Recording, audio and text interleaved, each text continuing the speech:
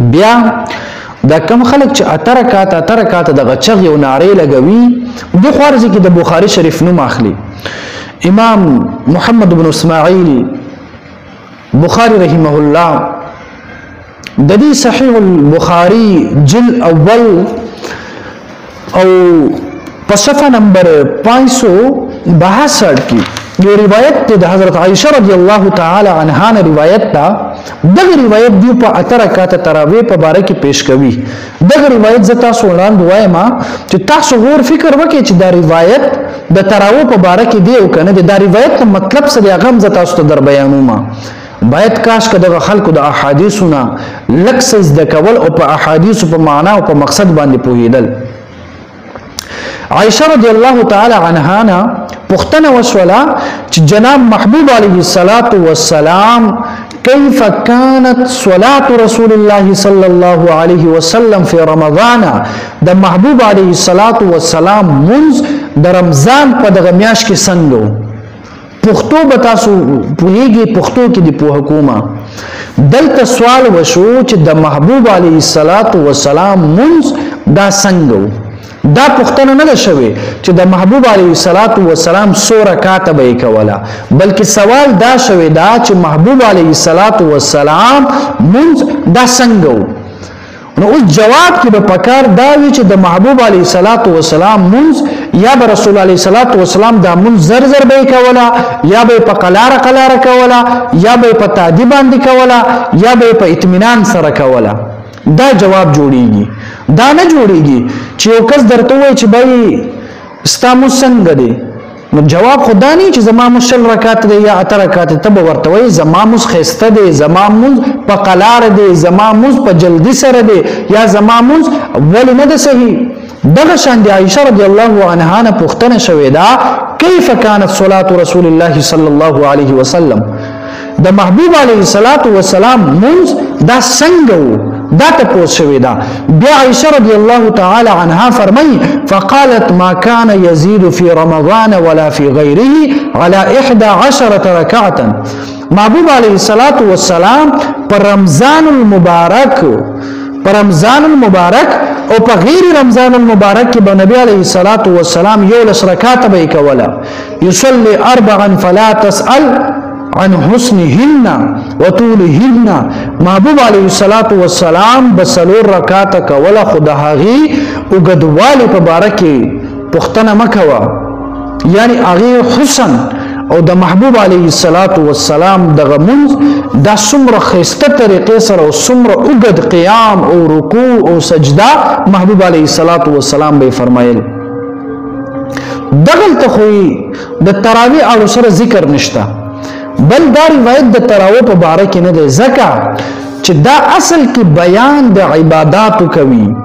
دا اصل کې بیان د رسول الله صلی الله علیه وسلم د عادت مبارکو کوي ځکه چې صحابه کرام خو د محبوب علیه الصلاۃ والسلام د عمل نه خبرو د سنت نه خبرو د کردار د گفتار د عمل د مند تلاوت قرات د هر څه صحابه خبرو. رسول الله مبارک علیه الصلاۃ والسلام په غیر رمضان کې اته رکعاتا محبوب علیه الصلاۃ والسلام اته رکعاتا تهجد منځ به کولا. نو چې کله رمضان راغی صحابه کرام پوښتنه وکړه چې آیا دغه اته رکعاتا تهجد اوس رسول الله علیه الصلاۃ والسلام کوي او کنه کوي. هغه پوښتنه وکړه عائشہ رضی الله عنها نه چې آیا محمد رسول الله صلی الله علیه وسلم څنګه دی. نو عائشہ رضی الله عنها دا فرمایي چې محبوب علیه الصلاۃ والسلام د رمضان د وجه د خپل عمل کې کمی نه دراوسته بلکې محبوب علیه الصلاۃ والسلام څنګه چې په غیر رمضان کې اته رکعات تهجد کولا هم دغه شانتي محبوب علیه الصلاۃ والسلام پر رمضان المبارک کې هم اته رکعات تهجد کوي. نو دین دا ثابت شولا چې یو انسان غیر رمضان کې تهجد کوي نو دغه تهجد د پر رمضان المبارک کې هم وکي یعنی خپل دغه عمل د رمضان المبارک کې پرې نګدي څنګه چې محبوب علیه الصلاۃ والسلام د روایت نه ثابت شوی دا چې محبوب علیه الصلاۃ والسلام څنګه چې غیر رمضان کې دغه اته رکعات تراویح کولا اته رکعات دغه تهجد منځ به کولا غیر رمضان کې دغه اته رکعات د تهجد منځ به کولا هم دغه رنګ دغه تهجد دغه منځ د پر رمضان کې به هم کولا. نو دین دا معلومه شوه چې باید هر یو انسان هغه عمل دی نه پرېږدي کوم چې غیر رمضان کې کولا هغه د پر رمضان کې هم وکي. نو دغه روایت نه خدا نه ثابتېږي کنه چې رسول علیه الصلاۃ والسلام 8 رکعات تراویح کولا. دغه شانتي ما تاسو ته مخکې هم ویلا چې ابن ابي شيبه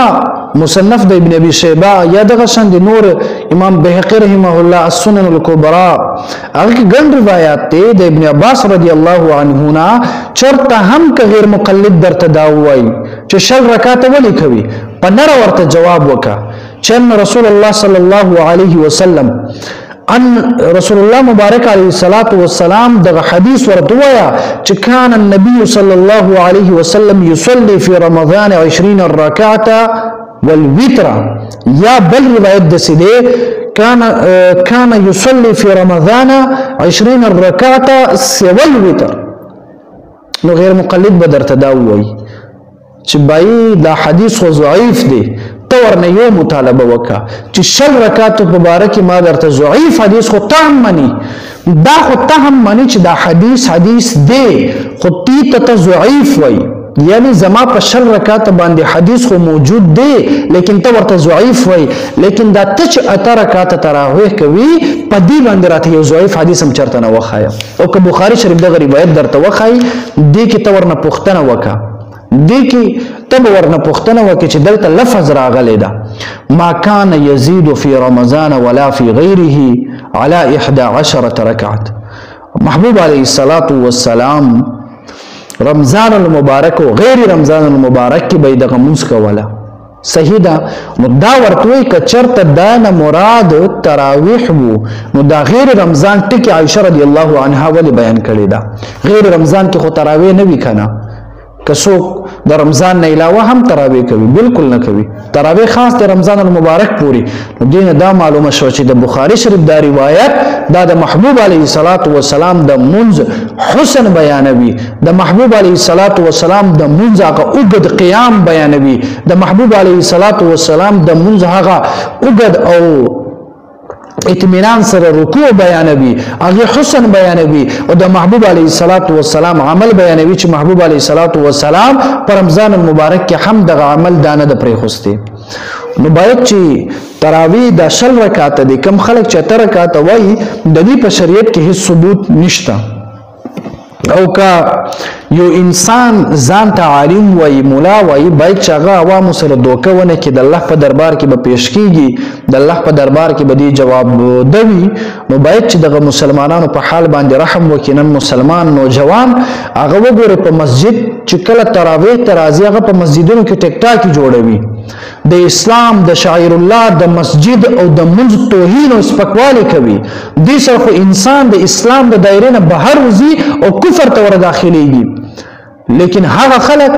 چې هغه ځان ته مسلمان وای خپل ځان د مسلمانانو د کور نه غني لیکن هغه راشي په مسجد کې د ټیک ټاک په دغه مرز اخته شوی وي او دغه منځ او دغه تراویح پورې مسخره کوي.